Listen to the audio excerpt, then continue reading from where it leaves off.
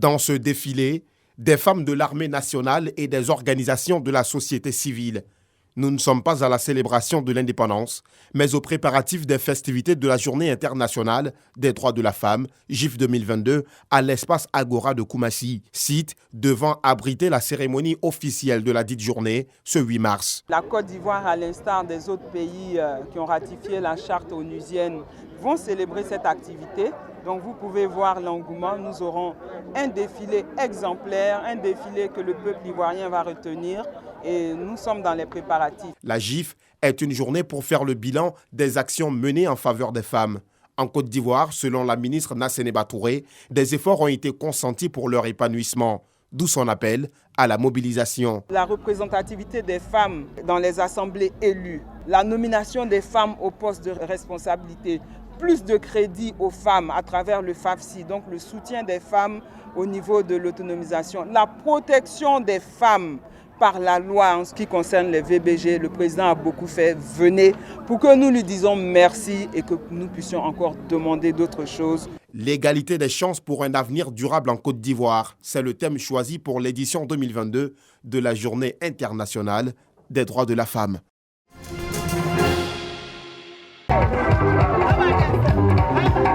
Œuvrer inlassablement pour un enracinement durable de la paix et de la cohésion sociale dans la contrée de l'ouest de la Côte d'Ivoire, c'est la mission que s'est assignée l'association Mandéba, qui signifie en langue Yakuba « ça m'appartient ».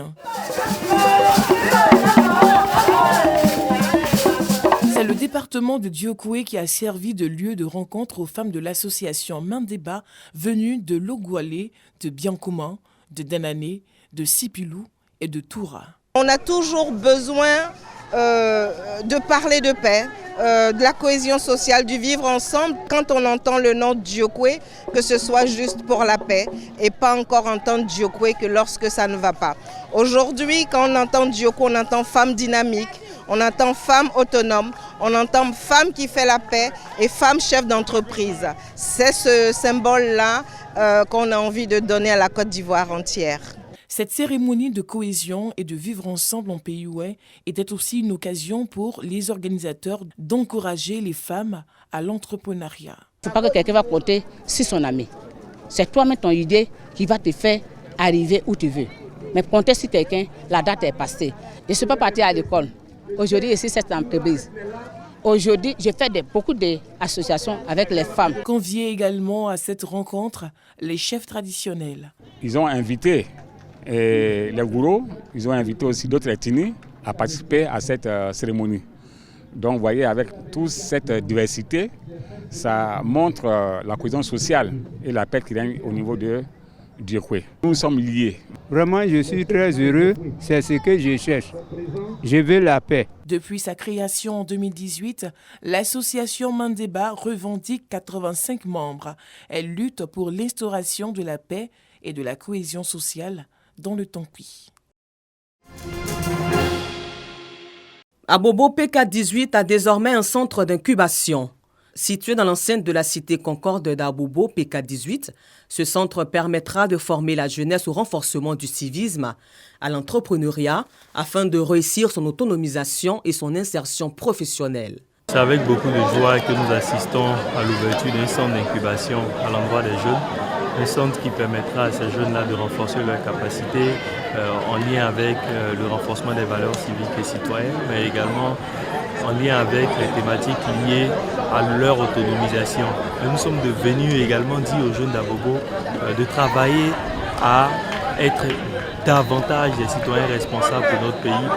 Avec une population estimée à environ 3 millions d'habitants sur une superficie de 10 000 hectares, 85% de la population aboboulaise est jeune et le problème de formation se pose avec acuité. La jeunesse, c'est notre devenir, c'est l'avenir de nos populations.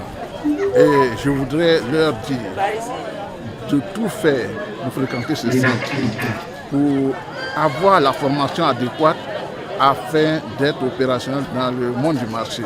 Ce projet communautaire est financé par le groupe Boeing et La Frange pour assurer le bien-être des populations, un acte salué par le ministère en charge de la jeunesse.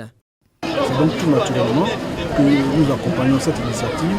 Il revient aux jeunes de s'en approprier Et bien sûr, nous serons disponibles à travers les experts, à travers donc tout l'accompagnement technique qu'il faudra pour que ce centre puisse jouer véritablement son rôle qui est d'accompagner les jeunes de leur bien-être.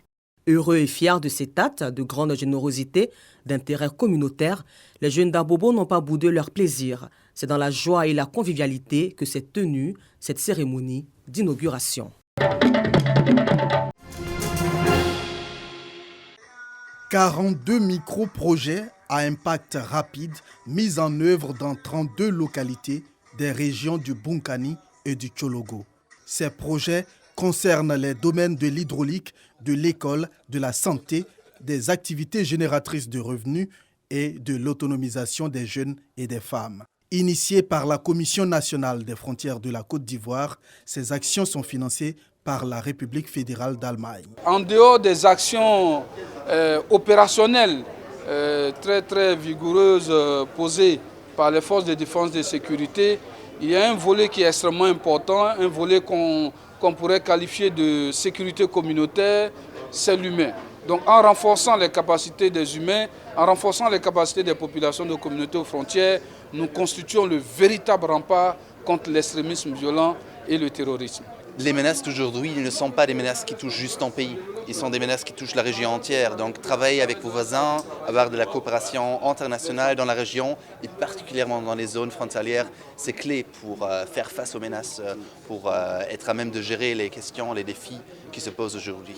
Ce sont au total 48 projets qui ont été financés dans 36 localités pour un montant de 60 millions de francs CFA.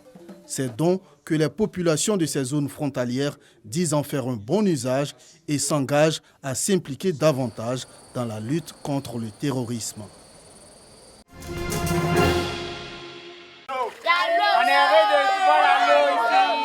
Comme chez ses enfants, joie chez les adultes et notamment chez les femmes de Boguiné, département de Mans. C'est que l'eau potable vient mettre fin au décès et maladies diarrhéiques causées par les eaux de surface et tourner la page des corvées d'eau. Il fallait aller au champ, revenir, aller puiser, faire le rang avant d'avoir de l'eau. C'était difficile. Aujourd'hui, j'ai de l'eau courante. Vraiment, je suis heureuse. Nous sommes satisfaits. Le peuple voulait remercier le président Alassane Ouattara pour le château d'eau. Cette reconnaissance au chef de l'État, à la fois celle de Boguiné, Gongouiné 1, Gongouiné 2 et Gongouiné 3. Pour ces 4 villages, le besoin journalier des 6 000 ménages estimé à 78 mètres cubes d'eau, désormais couvert, et 250 mètres cubes additionnels garantissent, jusqu'en 2037, l'accès à l'eau potable dans cette zone rurale. Elle est équipée de 32 km de canalisation, un système d'interconnexion au même château d'eau. Le château d'eau multi-village, c'est construire un château d'eau et à partir de ce château d'eau, avec une bonne nappe, nous servons de l'eau à plusieurs villages. Et ici, avec un château d'eau, nous servons de l'eau potable à 4 villages. Donc nous faisons des économies d'échelle, ce qui nous permet d'aller en avant dans l'accès à l'eau potable pour les populations. Et de rappeler que l'eau est source de vie, le ministre de l'Hydraulique indique qu'elle est la base du développement et engage le district autonome des montagnes à la cohésion et à la paix pour capter d'autres projets. Un appel bien perçu par le ministre gouverneur. C'est de faire en sorte que ces installations-là, la population s'en approprie, que la capacité de la population soit renforcée avec la formation pour que les comités de gestion puissent veiller sur ces installations. Coût de l'alimentation en eau potable de Boguiné et localités environnantes, 577 millions de francs CFA financés par l'État qui offre ici encore le raccordement social à raison de 10 000 francs contre 165 000 francs CFA.